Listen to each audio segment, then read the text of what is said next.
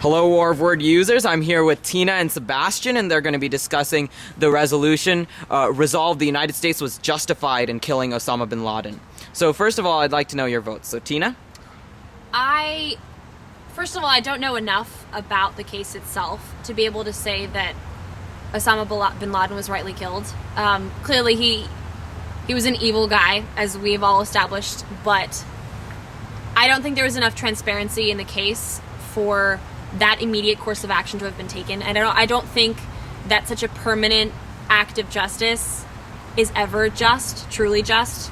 So I definitely believe that he is entitled to due process. As we must uphold that standard within our own nation, I think it's important that we treat all members of the global society to that standard.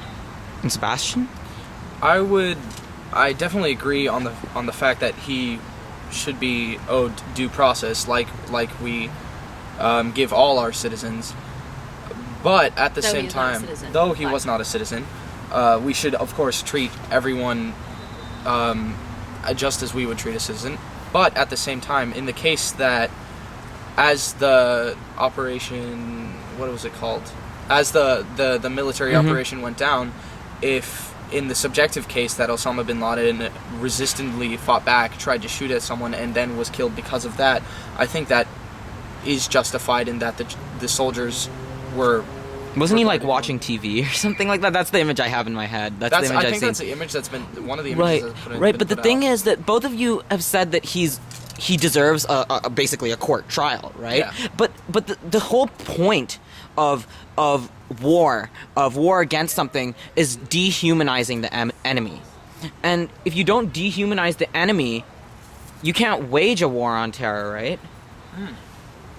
I don't think dehumanization of anyone, regardless of our political stance on anything, is ever justified, ever. I think that every human, regardless of what has happened, has intrinsic value, and that each life is worth something, and that we each have an obligation as members of this species to treat others with the human dignity that we attempt to grant each other in a just society. Right, but then would you say that war is never justified? Because war is dehumanization of... I have very strong opinions as to the function of war and how justified war is. And that's part of the reason why I chose... yeah, talk about your play a bit. Part of the reason why I chose my play Voices in Conflict is to discuss this issue of dehumanization of people in war. Because my play is not necessarily a political stance, either for war or against war. It is to represent the human aspects, the human condition as a war is waged. And so that's part of why I chose this play, because I think dehumanization of people is part of the reason why war is waged, and that's why war is so unsuccessful. So war is a cause of war in itself, if you define war as dehumanization. It is, I think, in a sense. And I think that part of the reason why so much violence exists in the world, and so much cruelty exists between different people, is partly because we have such strong opinions and refuse and attempt to dehumanize each other. And that's why I've chosen my play. Right. Sebastian, you mentioned an important point. If you said that if Osama had been fighting back, Obama would have been justified in his killing, or his issuing of the killing. That's definitely something I believe, but I would like to expand that also to the concept of war, in that, as you say, war is the dehumanization, and in a way, war creates war itself. But at the same time, there is not a good side, but there are reasons to go to war that are justified. Like, while I would say President Bush invading both Iraq and Afghanistan after the 9/11 attack, while I wasn't fully why that happened, I'm not 100% sure on his actions, but for there to have an action is kind of required after an event like that, and war can be used as a justified and forward-moving action in a situation like that. What I am for me, what I'm against in the concept of war is when war is not being used, and the action that was originally used to justify war is either completed or being mistreated or misused. So that war is now the point of the war has gone past what it was originally intended for. I mean, however, going away from like this idea of whether war is justified or not, and under what circumstances war is justly waged And killing. Yeah. Right.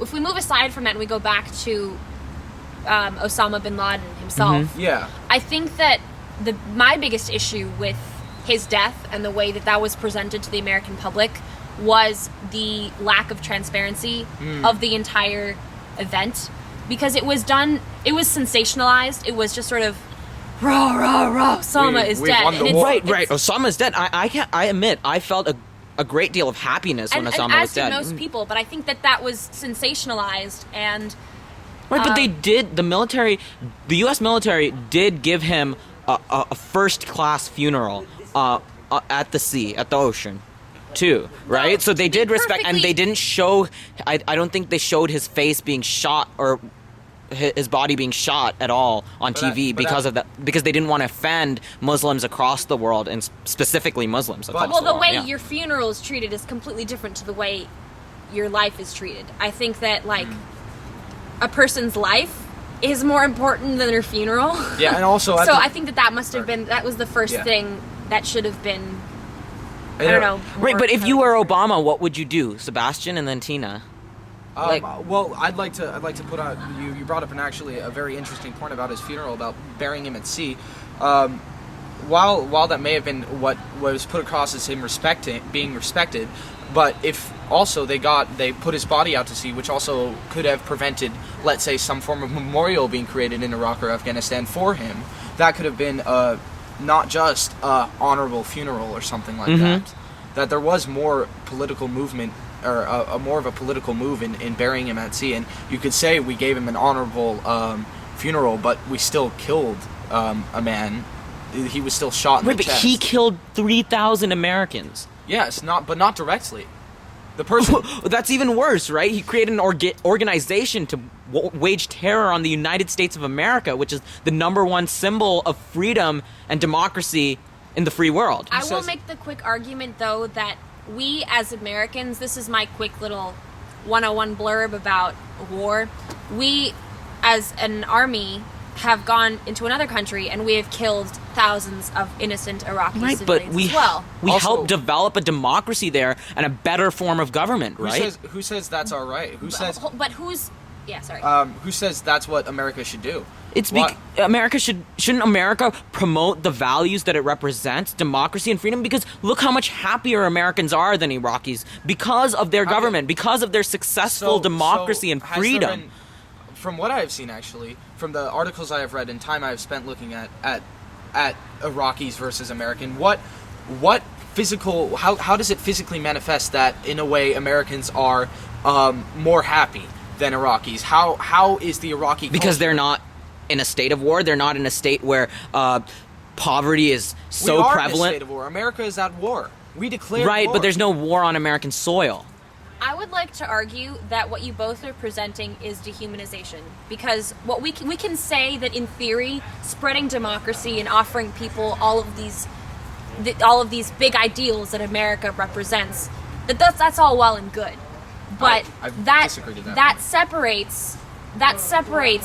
that's a big global idea. That's great in theory, but every single person whose child was killed in Iraq, every Iraqi child whose arm was blown off, I'm pretty sure the parents of that child have a very different opinion as to what is good and what is true and what is better for them. Because if you are immediately involved in that violent of a course of action, you have a completely different perspective as to what is good in the long run. If your life, if your child has been mutilated as a consequence of someone else's attempt to spread democracy and to give you more rights, I'm fairly sure that you will not see that as an attempt to give you rights.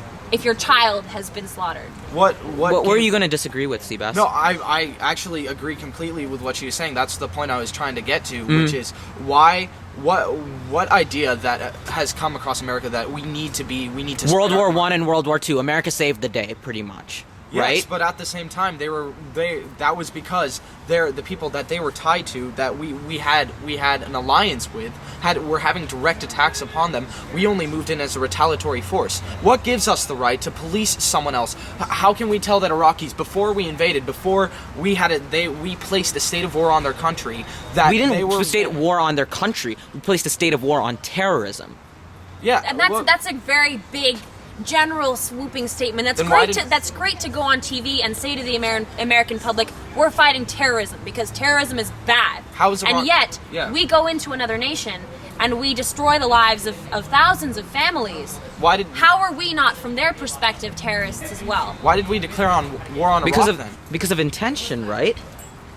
Because of intention. Our intention was not to kill for any religious purposes or anything like that. Our intention was to promote democracy at the end of the day. We made a sacrifice right now for a better future for the Iraqi people, right? Like, that's the whole justification for it. And that's a matter of perspective as well, because they have, though we have the perspective that it's just as twisted what they have done to us.